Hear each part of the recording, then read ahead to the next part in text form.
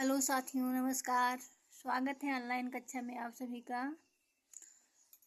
हम देख रहे हैं टीजीटी पीजीटी की परीक्षा बहुत करीब में है, इसलिए अब थोड़ा सा भी लापरवाही नहीं है और अपना समय जितना हो सके उतना पढ़ाई में दीजिए।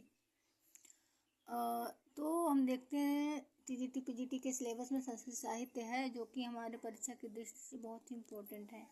तो उन चीज़ों को हम यहाँ क्या करेंगे, इस क्लास में देखेंगे। जैसे हमारे माघ हुए, भवभूत हुए, भारवी हुए, इसके बाद बाणभट्ट हुए, ये सब क्या हैं, हमारे लिए बहुत ही इम्पोर्टेंट है।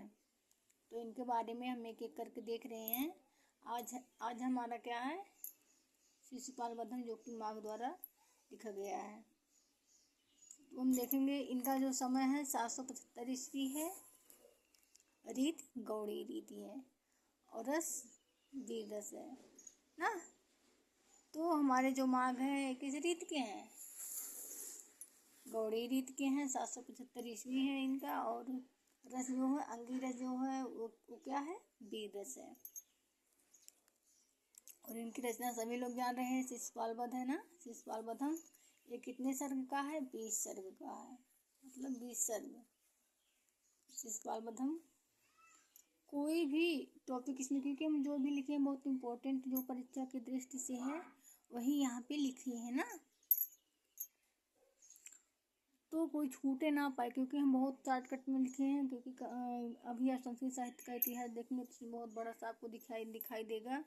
और परीक्षा बहुत कम है, परीक्षा के लिए समय बहुत कम है, इसलिए हम बहुत इम्पोर्टेंट चीज़ें आपके लिए लेके आए हैं, तो कुछ छूटे ना पाए, इसलिए आप इसको नोट कर लीजिए। क्योंकि नोट किए रहेंगे तभी क्या करेंगे, रिवीजन कर पाएंगे। क्योंकि पढ़ने का तभी उसका मतलब निकलेगा जब आप उसको बीच बीच में रिवीजन करते रहेंगे। नहीं तो पढ़ने के बाद क्या होगा, होती है सारी चीज़ें, अगर रिवीजन ना करो तो भूल जाती हैं।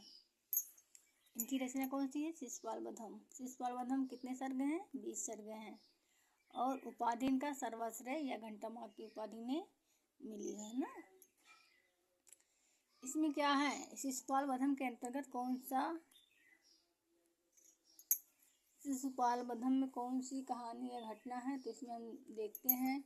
इसमें नारद द्वारा शिशुपाल के जीवन का पूर्व विवरण तथा अत्याचारों का उल्लेख किया गया है, ठीक है। और इसमें श्री कृष्ण द्वारा संहार की प्रार्थना की गई है ना। क्योंकि अर्जुन जो है क्या करते हैं, बहुत भावुक प्रवृत्ति के होते हैं, इसलिए वे अपने सगे संबंधियों को मारना नहीं चाहते हैं। तो श्री कृष्ण उनको जो सच्चाई है, जिस प्रकार से उनको युद्ध करना चाहिए, सभी लोगों से क्या करते हैं, प्रार्थना करते हैं कि उसका संहार किया जाए। और देखते हैं इसमें युधिष्ठिर के राजसूय यज्ञ में शिशुपाल वध तक की कथा का वर्णन है ना।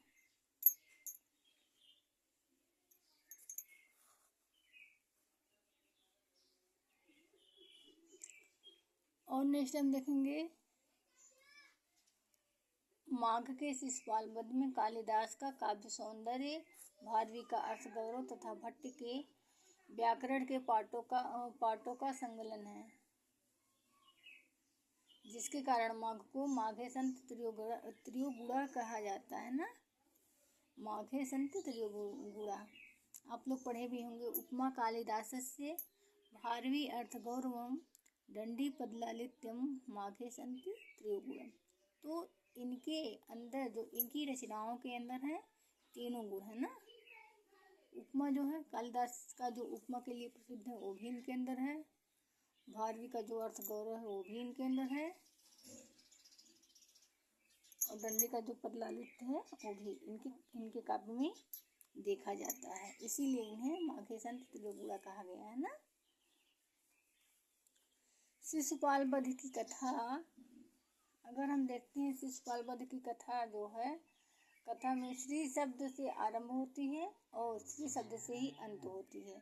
इसी के पहले हम देखे हैं किरातार्जुन नियम। किरातार्जुन नियम में क्या होता है, श्री से आरंभ होता है और अंत किससे होता है, लक्ष्मी से होता है। लेकिन इसमें श्री शब्द से ही प्रारंभ होता है और श्री शब्द से क्या होता है, अंत होता है। तो इसको आप लोग देखेंगे, ये सब तो बहुत ही इम्पोर्टेंट है परीक्षा की दृष्टि से। क्योंकि बार बार पूछा जाता है ना। मेघे माघो गतम वया, इसके आधार पर माघ को घंटा माँ की उपाधि दी गई है ना, घंटा माँ की उपाधि दी गई है। और हम देखते हैं माघ के शिशुपाल पद की भाषा अधिकतर संस्कृत की भाषा है, जिसके कारण क्या है, माघ को बृहत्त्रयी में स्थान दिया गया है ना। बृहत्त्रयी में माघ को स्थान दिया गया है ना। भामा, हम बताए थे आपको, भामा भामाश्री ना, जो बृहत्त्रयी है उसमें 3 रचनाएं हैं।